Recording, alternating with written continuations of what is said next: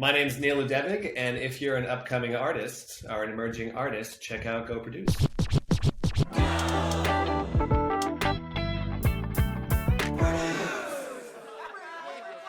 Yes, Neal Ludovic is a producer, curator, environmentalist, artist, and entrepreneur based in Harlem, focused on amplifying socially conscious artist voices. His work has been covered internationally in the New York Times, in Rolling Stone's, CBS, ABC, Time Out, New York, NPR, and of course, the list goes on. He was named an emerging leader by the Association of Performing Arts Presenters. He received a congressional proclamation for his nonprofit work via Harlem Arts Festival, and he also helped launch Beyond Better Foods, aka Enlightened. This is a national consumer packaged goods company that redefines the ice cream aisle. I love myself some good ice cream. I'm sure you've heard that a lot before. We won't spend too much time there. SmArtist. This is Neal Ludovic.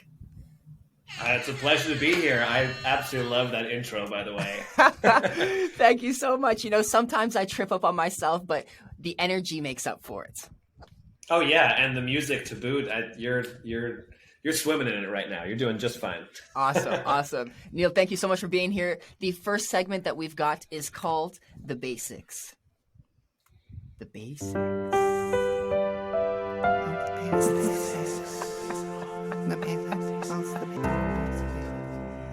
Okay, Neal. So in The Basics, what we want to do is essentially kick this off on a high note and get to understand you a little bit better. So my first question is, why did you choose music over everything else?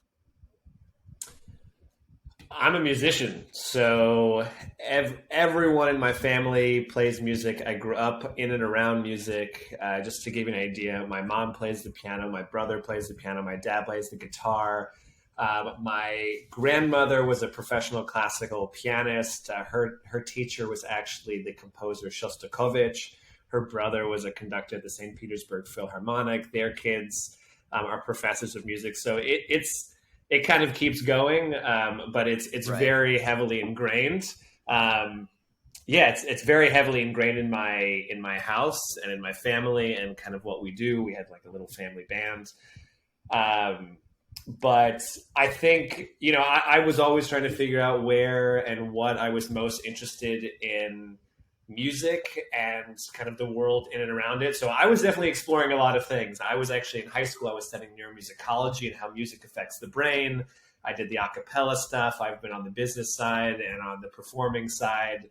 I had a brief stint like in a professional band touring. We entered into a big competition and got to play at South by Southwest. So there wasn't like a moment of, let's just do this. I'm making the decision. It was like, let's try a little bit of this. Let's try a little bit of that. That's the way that I've always gone about everything. And music just happened to be the conduit for it. Kind of the message that I got after school and even like before is you just have to try everything. And it's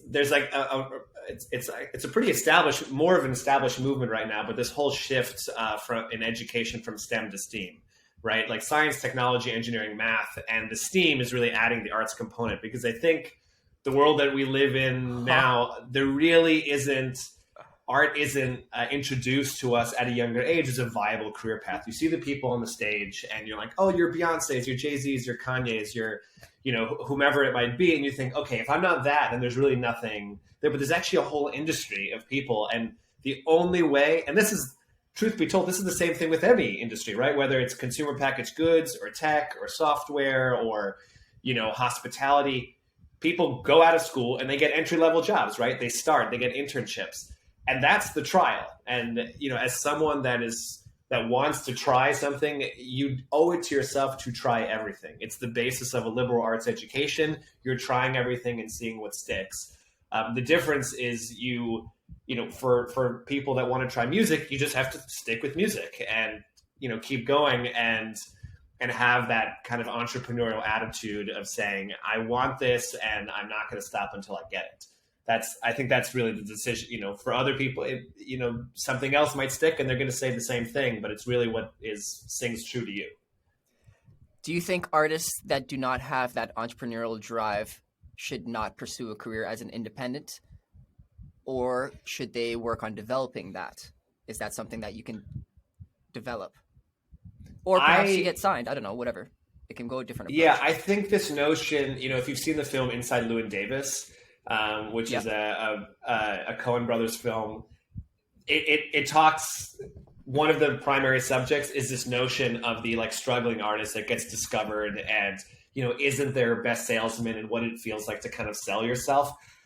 I think it touches on that exact issue because it's important to realize that every artist is a business and every artist is their best salesperson. And if you're not willing to sell yourself, you're going for a specific mission, I think, and like this larger image of like the discovered artist, like the Bob Dylan folk kind of feel. And there's lots of it, even your Justin Biebers and things that put something and it goes viral. Like that, I don't think that's realistic. I think it's not sustainable the true artist, and also we're talking about a certain kind of art, which is not just the musician, but like artists are the people behind the, we just spoke about the grumpy sound guy. They're artists, right? Every sound person, every person above the line, every camera person, with a mic in their hand or a camera, whether it's a camera or whatever it might be, they're all artists in their own right. It's implementing and putting a version of your creativity in it that makes you an artist, right? In a certain, in a very specific way, I try to embody that in how I connect with people, because it's a very New York thing to ask, what do you do? Right. And to be defined by your career. But I actually like to ask, how do you spend your time? Because there are many lawyers and accountants that by day they do that. And they're actually an incredible dancer or a performer or an artist. And most artists are doing something else, but they're defined by something different, by their artistic pursuit and their passion. So, to kind of address it, I do think that you need that entrepreneurial drive in anything you do, because it's going to make you a better worker. It's going to make you a better business owner and a more successful person in life if you kind of have this attitude, a problem-solving attitude. There's a few books. I mean, this is kind of what business school is about. They say for the first year after you graduate, you should be a salesman. You should understand what the fundamental foundation is in every single business. And that's sales. It drives every major business in the world, and it's the root of music, where you're selling your songs and telling people to listen to them, to buy them, to invest and to give you a shot. So, you're kind of taking the fast track on business school if you decide to be an artist as well. So I think going in with the mentality of running your own business and having an entrepreneurial spirit is certainly a good thing, probably a necessary thing in this world, because I think you'll do better anyway in that sense. Yeah, that's inevitable. Awesome. Well, I mean, if you feel like you aren't the individual that has all of these entrepreneurial traits, find people that you can trust that have them and work together, because if you have the desire, you can find a way to do it. Don't let this kind of deter you if you don't have that ability. Developing it. Yeah, and I also don't think it's as cut and dry and like black and white as like you either have it or you don't. Yeah, entrepreneurial attitude and spirit for me is the idea.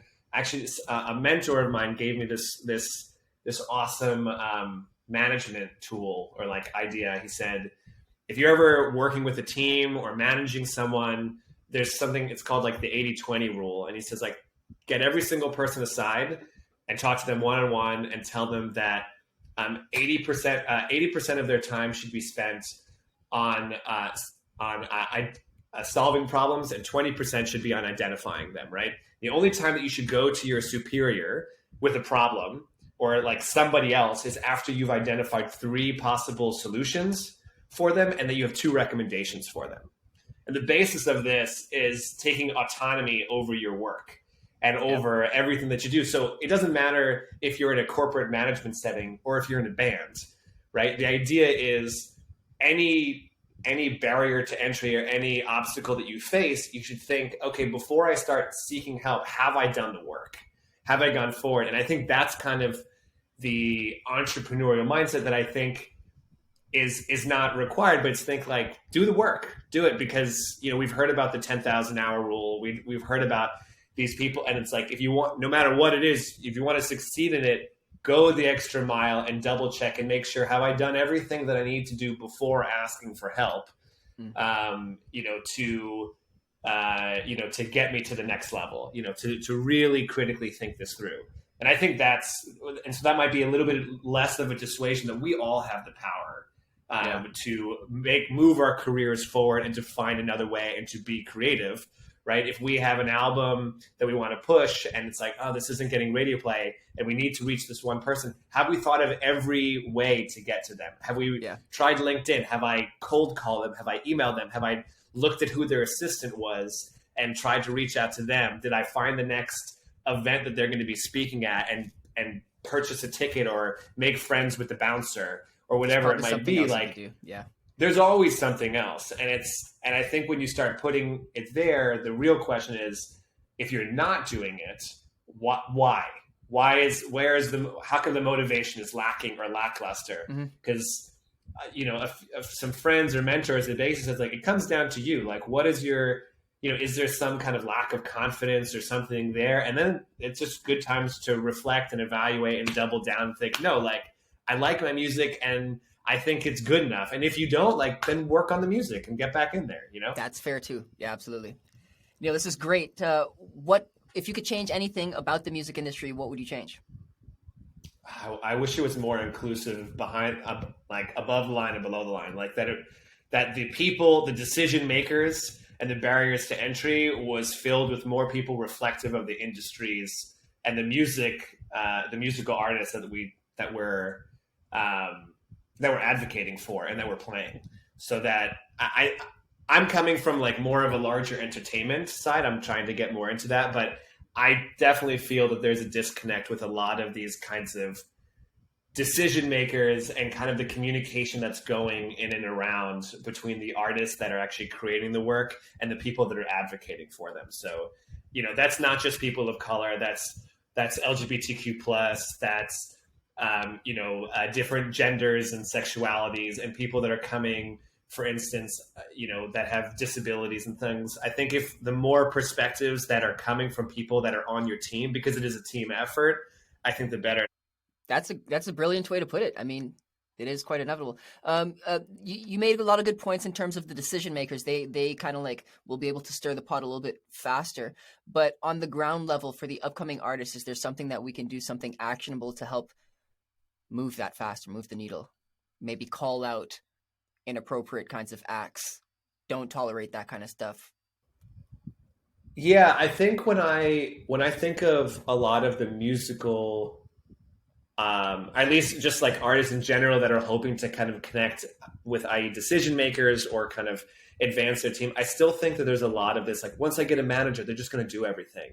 Or once I get an agent, they're going to do anything. And having been in a manager position and an agent position, like, to have that weight put on your shoulders and expectations, I don't think it's realistic. And I think that there's a lot of there's a lot of communicate, like, it's still a team. It's not like you do creative and I do everything else. It is like, we need to both understand everything and be involved in the process. I think the most successful, duos and teams and stuff are people that are collectively seeing that this is an ecosystem, right? And you kind of are feeding one into the other. And I think as part of that, it's a responsibility not just to communicate what you're doing and how you're doing it, but to actually do best efforts to have an understanding and actually try to do what the other person is doing. I'll say, coming in to this industry as like a very acoustic musician, someone that, like, I play saxophone, piano, guitar, and a few other instruments, like, I never dealt with microphones. I never dealt with the sound system. I never dealt with any of the recording equipment. I'm like, cool, like, hey, I'm assuming they like know what they're doing, right? Until I realized, like, that's often not the case. And it's both serves not the case, not that like people don't, but it serves both my interests and theirs to understand the equipment, right? To understand, I want a specific sound, and let me like try to translate this into your language. Like, use this equipment and like use, like, I want you to change the treble, or I want you to use this microphone or whatever, because I know it sounds better and it's an industry standard. And I think they'll appreciate it and I'll appreciate it as an artist. And the other way around, if I'm if I'm a recording engineer and I'm saying, hey, like I've worked with all these different musicians and like, okay, I know like you need to work on your tuning and for this, and like here we've got all this equipment that I know you already need, and like just get the basics down. It will really go a long way. Yeah. So I think it's, you know, that's like on the creative team, but I think like again, going back to the artist as an entrepreneur, like do the 360, not just in producing the project, but what's going to market it, right? We are so fortunate now to have tools at our disposal to make anything like a few clicks. You can make websites in an hour or less, right? That is like literally drag and drop and you just click and they're like already templates made for you. All you have to do is just change the photos. So I can say, having been an agent or even having been, you know, an artist, if I come to an agent and I'm like, I don't have a website and I don't have an email address that's like functioning, or I don't have like some pictures available, like, come on, you can get a smartphone for free. You can and take pictures of yourself. You can get a Squarespace or a Wix for free. Even if it's not like a nealludevic.com, you can have like a neal.ludevic.wix site. It can be free with like everything done, and you can do that. So when someone says they like don't have this stuff, my question is, are you doing the work? Did you do the diligence? Are you? It's I think like, it shows a certain level of intention or expectation that like the best artists that I've worked with are the ones that's like, whoa, like I'm trying to keep up with you. Like you've got like, I have to deserve that space because you're clearly making, you know, there's a fantastic artist in front of mine, Braxton Cook. Like he's just on his shit. Like he's blowing up. He's expanding. He does stuff with Tom Misch and Christian Scott. And like, I just saw like one of his songs on Spotify hit 2 million, but he's like every single week he's doing these things called Transcription Tuesdays. He like regularly engages with his artists. He talks with his managers frequently. He likes strategizing and thinking about that stuff. And he had a website and all that kind of stuff regularly put together that he knows how to do. And to me, that's an artist that's like, we can collectively think as a team and like, what are the assets and things that I have? So, you know, the short version to answer your question is do as much as you can to make the jobs of the people that you work with easier, and they're going to be able to do the same thing for you. Exactly. Right. And you're going to focus less on the administration and more on the winning, honestly. The winning. I like that. That's a great way I like that. The winning. Neal, we're going into the speed round now. It's the speed round. It's the speed round. Yeah, that was a terrible take. All right. So the speed round, I'm going to throw 20 questions at you, and you have less than 3 seconds to answer each. If it goes past that, you will hear a buzzer from the grumpy sound guy. And then afterwards, you can justify. Cool? Okay. Okay.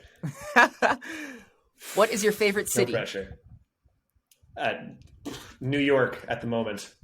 Persistence Live beats? there. Resistance. What is your favorite meal? A morning smoothie with cachava, bananas, avocados, nice. A whole bunch of fruits and hemp seeds and stuff. You know. Who's an artist that you currently find the most exciting? Exciting. An old college buddy of mine, his name's Wallace Bate. He invented a style of music called sham. Okay. Justify for sure. Definitely going back to that. What is the best scuba diving spot you've been to? I learned at the Great Barrier Reef. So that was pretty dynamite, although I did something 2 days ago with hammerhead sharks, which is pretty cool. We'll talk about that too. Is water wet? Definitely. Make the first sound that comes to mind. What are the 4 essential qualities to hybrid music? Innovative, genre bending, independent, and good, honestly. Nice. Is this the best interview you've ever had? This is the most diversity of sounds for sure. Okay, we could take that. Do you prefer the interview adventure? Isn't over yet, so This is true. Do you prefer adventure or leisure? Adventure. Would you go bungee jumping again? Absolutely. If movie is to watch, then Netflix is to?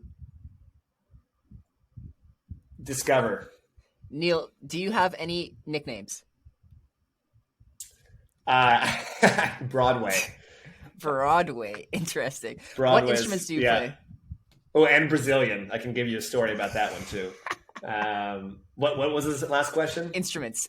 What do you play? Saxophone, guitar, piano, a little bit of bass, and the drums. I beatbox and sing. That's the main ones. That's so many. What's your favorite activity to do? I'm obsessed with the outdoors and love hiking and traveling and being out in nature. So I'm a nature junkie for sure. I'm also obsessed with acro yoga at the moment. Oh, interesting. Artists are entrepreneurs, yes? Absolutely. Dead or alive, who would you like to have dinner with? I'd love Dave Chappelle. Would be amazing. Nice. Who's your all-around favorite person in the world? Favorite person in the world? Are we talking alive or dead? I mean, I've got like it's a mastermind alliance. So Dave Chappelle's up there, Donald Glover, Robin Williams, rest in peace. Obama. There's an incredible woman, Reese Wilson, who started the Laundromat Project. And that's time. Last question. Can you imagine a world without music? Absolutely. Absolutely not. Music is everywhere in some shape and form. It comes through rhythm or, it's amazing. It's life. I like it. We made it through the speed round, Neal. Congratulations.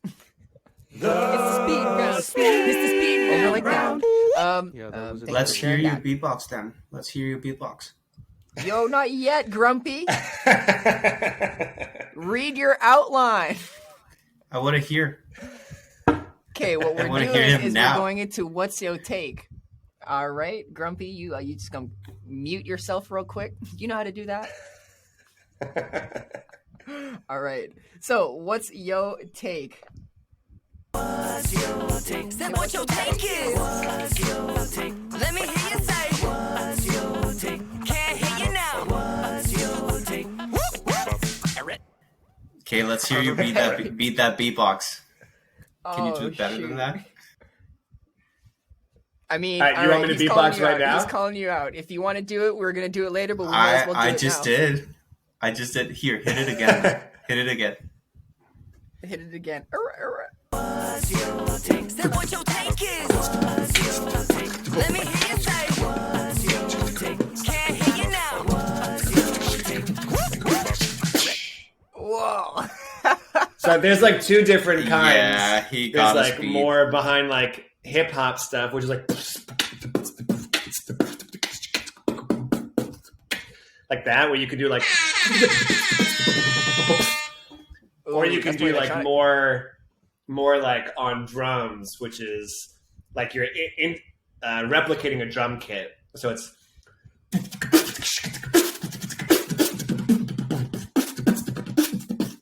so you're like a lot of bass,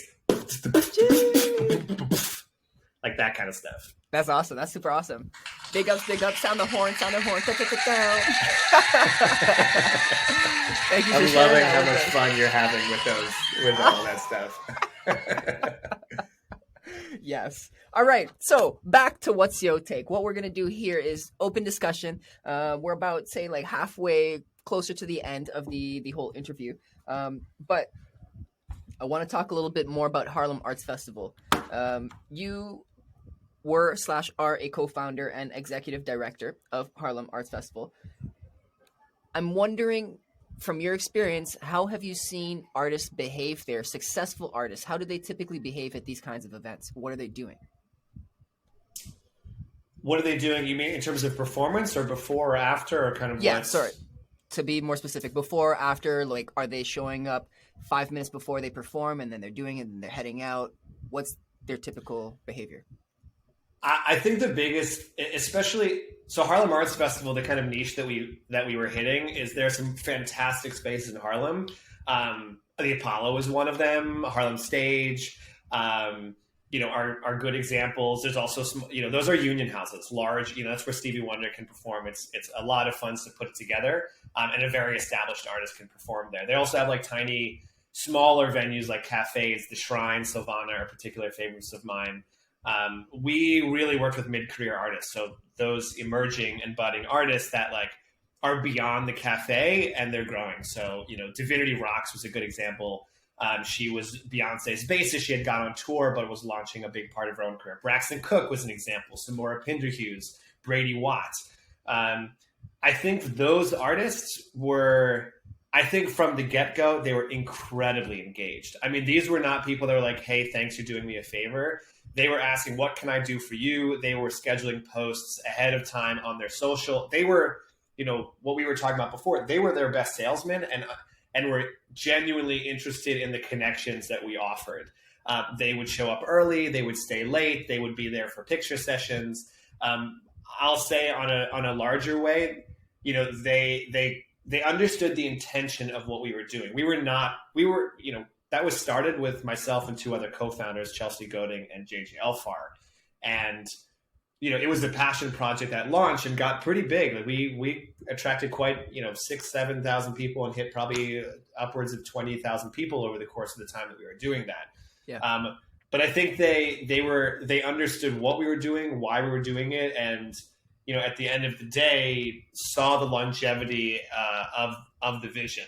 And that meant staying in touch with us, connecting with us outside. I mean, I'll say Braxton's a friend of mine. Brady is absolutely a friend of mine. People that I'm inspired by what they're doing, but I try to regularly connect and talk with them. And so I think the biggest separation is some people often saw a gig as like a one and done and like, cool, thanks so much, see you later. And I think those people kept the conversation going, because like, to me, it meant that they were like authentically engaged in why we were doing it and what for.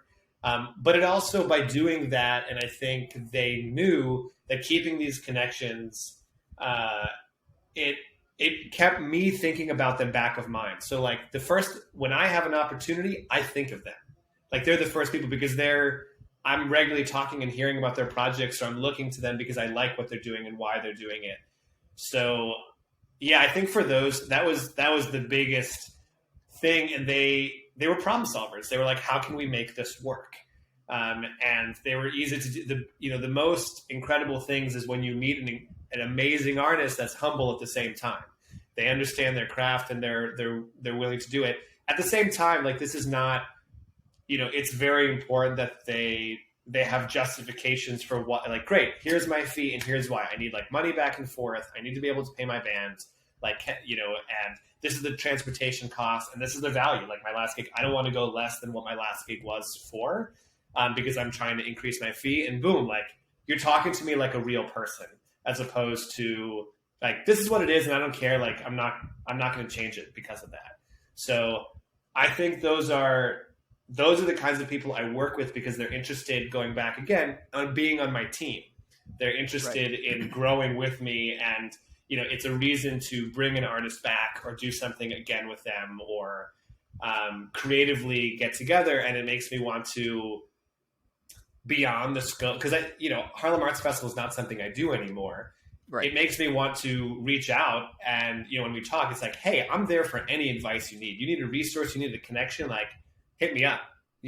Absolutely. Like there's some artists that I worked with for there that again are super close friends. Like one of them, he was just in New Orleans, like when that huge hurricane hit. And I was like, you know what? Like I saw that and immediately was like, hey, I want to help this guy out because I know like he works his ass off, like trying to do music and get from gig to left and right. And so he actually had to hide. He lost everything, his studio, his equipment, his home, basically because of that. And I got him a spot for 2 weeks. Just like free from a friend up in New York. It's like, great. He's like a landing pad on your feet because like he's someone I want to help in any way I can, not just musically. Yeah. So the real revenue here is the relationships, eh? Exactly. And it's like, no, you're 100% right. Like when people start thinking less about the dollars and cents and more about relationships, it goes much further. And there's a book I always cite, which I would recommend anyone to read, whether you're in music or out, and especially entrepreneurial or aspiring artists. It's called Think and Grow Rich. It's by Napoleon Hill. It's like considered the foundation, and like many famous people cite it as like one of their biggest influences. And it talks about this mastermind alliance, this group of people that you get together to get you to where you want to go. And the biggest thing they say is make sure that you are giving these.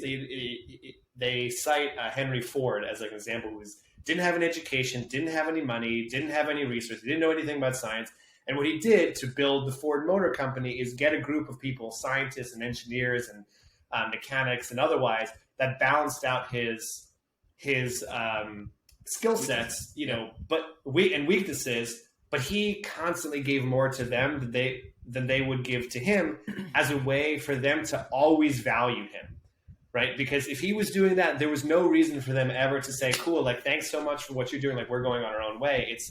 It's a reason to do that. And it's the same way, like the best artists are folks that are giving back. Give more than you receive. Okay, these next ones, just a quick response before we move on to the bigger question.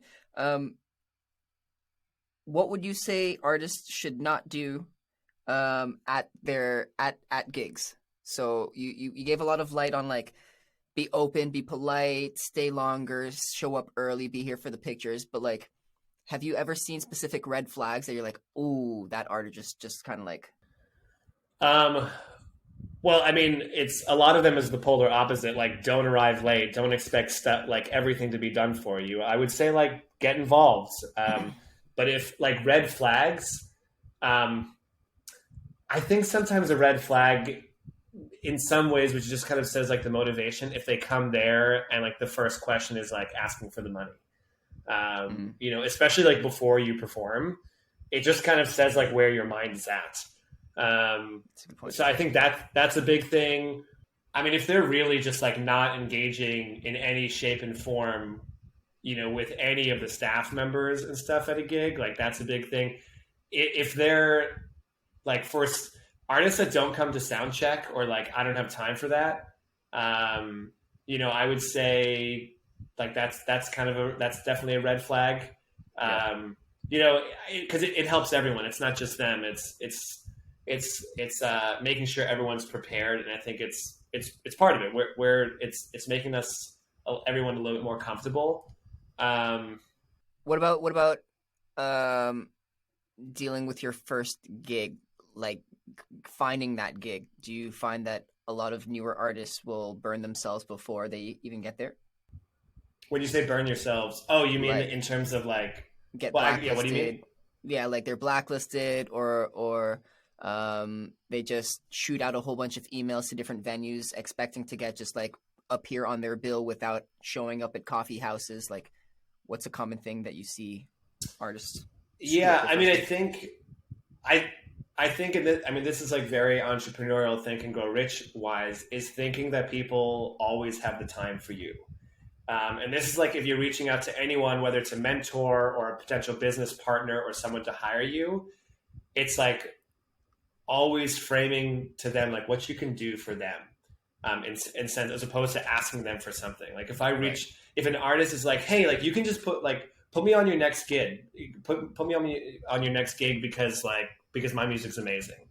I would encourage them to kind of, that's not a good enough how. It's like really make sure that you take the time to understand like why you are the right fit. Okay, cool. Like you want to perform here, like, and you're doing something in Harlem. Like, are you from Harlem? Is this like very unique to you? Like, what is the amount of people that you can draw to the audience? Or, what is like the most recent, like if you've never done a performance, I would say like, that's cool, and state that, and maybe say like what else you can bring. Like how many followers do you have on social, or what would you like, you're willing to do this for a discounted rate, or if you are willing to do it for free. I mean, many of us, like that's part of it.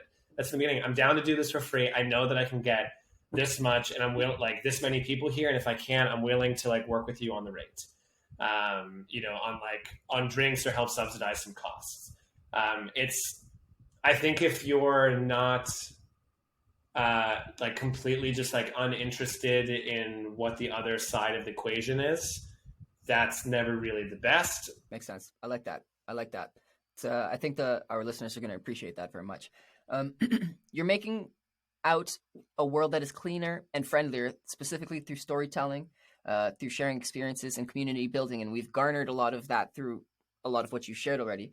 But specifically, I guess, balancing the artistry and the entrepreneurship, how do you maximize your efficiencies? Ooh, great question. Maximizing efficiencies. I mean, my head goes really to time and like thinking about how I'm spending my time. That is constantly a question that is like on the forefront of my brain, thinking who I'm spending my time with and how I'm spending my time. I think that I'm trying to do as many activities right now that are quote unquote filling the cup. So making sure that I'm doing something and that I'm getting something positive out of it. I think that goes from activities where like hiking, like is an inspiring, good time and thing to do. I think it's a lot of it has to do with intention, like knowing why I'm going into something and what I'm doing it for helps me be more efficient with it, because I know if I'm not getting something out of it, then I can reflect and I can think about that.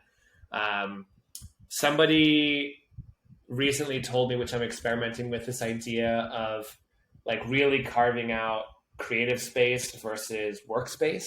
So for instance, doing 3 days a week where it's like, yeah, that's just creative time. I'm not answering emails. I'm not on a computer. I'm writing. I'm spending time outside. You can figure out what balance works for you, but think, okay, these are the 2 days that's for me, and these are the 3 days that's for everybody else. Where I'm going to go down that rabbit hole and answer. But it really, I think the beauty of being your own boss is not necessarily having to prescribe to what society says are working hours and are working days. And that's kind of a magical thing. I remember when I walked out of Enlightened and all of a sudden it was Tuesday at 3:00 and I was like, I can go hang out in Central Park, or I can go on a vacation like tomorrow just because I want to, and understanding the power of that. But that it means that, cool, like then I'm just going to work on Sunday and Monday. So it's taking ownership over your own schedule, I think, is a huge part of that.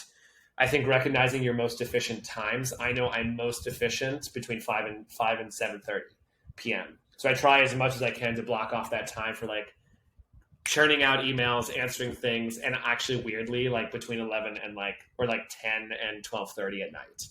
Like morning is not my efficient time. So like, cool, like I'm okay with that. You know? So I think those are really good things in terms of packing the efficiency. And I think also just like respecting yourself when it's like, if you need that time, there's a lot of people talking like mental health is a big thing. Like if you're not feeling it, cool. Like don't feel it. Tell yourself, all right, I'm taking a break right now. Take that time for yourself and then get back into it. Right. So I think that's, there's the best companies are the ones that are acknowledging, cool, like you need some time for yourself, do it, because you will, it's better to have an efficient 3 hours than 10 hours of just like distraction. You'll come back stronger. Yeah. Yeah. It seems like you don't really struggle at this point in time with saying no to things that may not pour back into your cup. Did you struggle with that ever? How did you become so well versed at saying no? Totally. I will actually say I absolutely struggle with saying no. I had to say recently no to, totally. I had to say no to 2 big projects that, like, upon reflection, I probably shouldn't have gotten involved with them in the start. Not because they're not incredible. Like, I got super excited by them and was like, wow, but it's just understanding bandwidth. And at some point I think, essentially a mentor of mine, this guy, Dave Geist, that he started the Center for Social Innovation in New York, and he does a lot of really community-driven projects. He said, hey, man, it's great looking at all the different things you do. Think about but right now you're probably giving 10%, 20% for each of them tops, right? Imagine what you can do if you put 50% of your time or 80% of your time in one project. It also has like a very specific look.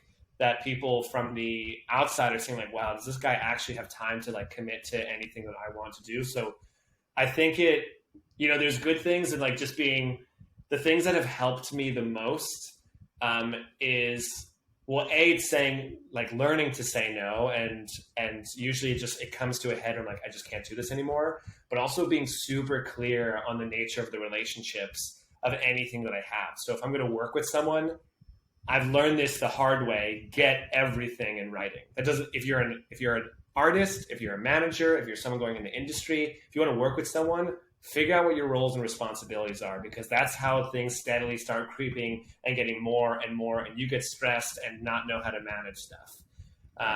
So that is a huge thing that's helped me helped me to better say no, because that all of a sudden, if we've agreed on something, I can point to like, that wasn't our agreement. Like we didn't do that. And talking with people in that way is tough, but you're going to avoid lots of pain and suffering later if you do, right? Like think about if we're starting a band together and we make the decision, yeah, all the money that comes in is 50%. 50% you, 50% me. We're splitting it halfway, right? Before a song gets written, before anything happens in that way. And then we can say, you know, and if in the event that we're not feeling someone is doing less work, we can revisit and have a renegotiation conversation. Cool. That way, like when your first viral hit goes on, you don't have $1 million hanging over your head where like sensitivities and tensions are high. It's much easier to do that when it's like this band has no assets. We have no music. And it'll be a good indicator of how well you work together and how well you can have a serious conversation if you can do this now, because you can talk about sensitive things. One of your biggest challenges, and then how you overcame that, whether it's meditating or what you did. Curious to hear that near the end of this. The thing that's, I mean, this is where a lot of my work kind of comes in, and like why I think music and the arts is like great proponents for, you know, powerful conversations. I mean, Harlem is a rapidly gentrifying community. It is changing, it is shifting. It is historically African-American. It's the roots of jazz and culture and art, and some of like the most incredible artists, you know, in the last century came through Harlem, and like actually major visionaries and stuff. And I'm not from there. Like I'm a child of immigrants. My parents are from Russia and Poland, and I'm a white person. I'm absolutely a gentrifier. I think taking ownership over that and coming face to face with a lot of people that were essentially at the time saying, you should not do this because you are a white person. Like, this is a problem that you are a white person leading this. It sets a bad example for people, people of color in the community that want to strive to this. Like, I've heard it from major city officials that, like, to my face, said this is going to be a problem. And other people said you should heavily consider either changing positions or getting someone else to be in this. At the time, this was unpaid.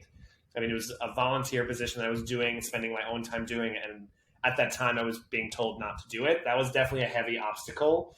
And I think there's a point at which you think it challenges why you're in it to begin with. And knowing, like, again, like, there are going to be lots of people that say, no, don't do something. And like, knowing that unless those people are offering like constructive criticism and actually willing to support their alternative solutions, right, they're not people worth listening to. Right. If there's tons of critics out there and people ready to naysay and say your music sucks or don't do this or whatever. But unless they're there and saying your music sucks and here's why and what you can do, like, you know, to make it better, like, listen to this and listen to this. Like, they're just people that are interested in hearing their own voice. I like to think that most of the ways that I go into stuff should be about, like, should have at least 3 potential solutions, right? I'm either broadly raising awareness for something that it needs the awareness to be raised, right? Like the Black Woodstock Harlem Cultural Festival was an example. Nobody knew about that 10 years ago before Questlove and the Summer of Soul thing. And the 50th year anniversary concert that I did was because nobody knew about it. It was like, this is a major historical event that talks about peace and love, empowerment, deserves to be brought to the forefront of, you know, to the forefront of like really every major magazine. It's like, cool, like, I'm going to do this for that. If it's not that, then is there some kind of systemic solution that I'm providing? And if it's not that, then can I positively impact people right in front of my eyes? But this conversation, for instance, doesn't need my voice. And so I think for people that are facing different barriers, especially people that are coming up, is think like, is there a way to engage with these people that can actually create solutions? Mm-hmm. Right? Harlem Arts Festival, a great example is in the beginning we were told like, nope, like there was two local parks organizations that weren't interested in giving us letters of support because their first thing was like, well, who the heck are you? Like we were like, we're going to create this program and we're going to curate it as like 3 newcomers into the neighborhood. They're like, who the heck are you? And so when they gave us that feedback, the opportunity was, are we going to push ahead and ignore them? Or are we going to take their advice and heed it and think, how can we change how we're putting this? And instead we said, okay, cool. Like we're going to create a committee. We're going to engage all the artistic and cultural leaders that have paved the landscape for us to do this kind of work. And we're going to make this a democratic process. Ooh, and it's actually interesting how we're transitioning. Perhaps we continue with the story, but a little bit like a little focus on the sponsorship element of how you were able to like get these in terms of executing your events more successfully. What were you considering before getting these different kinds of sponsorships? What did you have in your pitches and that kind of stuff? I mean, a huge part of it is sort of what I mentioned before, which is make sure that you're taking into account the perspective of the people that are actually you're asking for funds or support from. So for me to go to like Tito's Vodka or Coca-Cola or American Express or even a local bank, and just say like, hey, can you just like give me money so I can do this thing that doesn't show any thought, right? It doesn't show any kind of forefront it doesn't show that this is a partnership. It's showing that it's a sponsorship. And I think the best way to approach a lot of those conversations is try to build a relationship, understand what their goals and focuses are, right? Are they looking to reach a specific audience and a base of constituents? Are they trying to get a different product out there? Are they trying to get press and accolades for something? If I start framing my pitches in that sense, that helps a lot. And I was lucky that, for instance, at Enlighten, the ice cream company, I was in a position where I was sponsoring events, right? We were offering doing it with product where I was giving free ice cream, like tons. But eventually that went towards money and things. And the idea was for someone to come to me and say, hey, I want you to sponsor my event. The ones that we actually did, they were saying, hey, like your product is a healthy product and you do healthy ice cream. And like all the people that come to my event, which is average like 100 people during the course of a day, like these are health freaks and yoga nuts and, they're vegan, vegetarian, they're people that care about their body and they're going to love your product. That's awesome. Neal, I got one more question for you. This is coming from our final segment. The segment is called Clear the Air. Clear the air. Like, stop recording. Clear the air. Cut. Okay.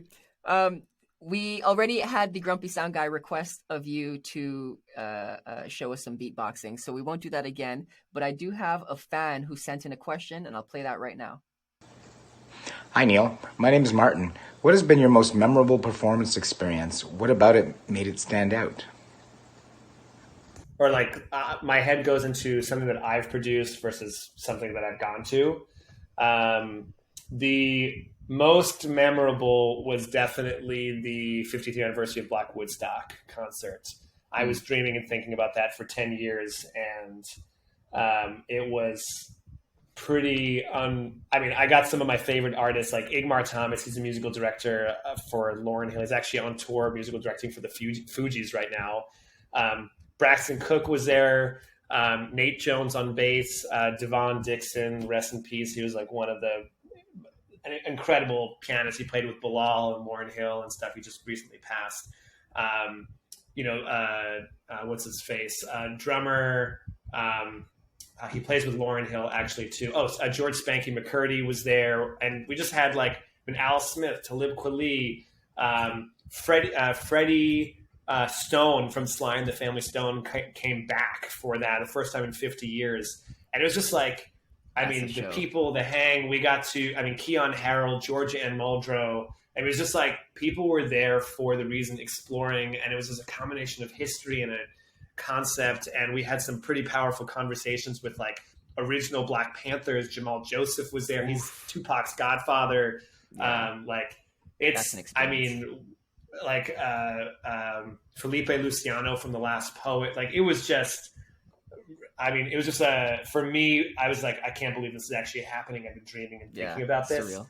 I mentioned the Dave Chappelle thing. That's not something I produced. That's something I got to attend. And like Stevie Wonder showed up, Alicia Keys, freaking, Lupe Fiasco, Robert Glasper, that like he's an old friend and someone I worked with years ago. Like it was amazing, this space that Chappelle cultivated for creativity, where he was like, we're here and acknowledge and appreciate the craft and the time. It's like, because when you guys were out there partying, these artists were down in the basement practicing. Yep. Like, and appreciate them and support them. And like, this is a judgment-free space because he takes everyone's phone, and I love it.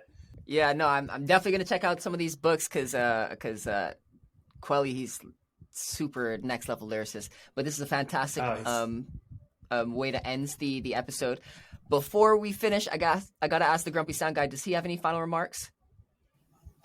Hey, Neal. Hey, man. Nice background, dude. Nice background. Yo, it's I try to keep things organized by the grid. I don't want to be too square, but sometimes it happens. That's awesome. Neal, do you have any final words?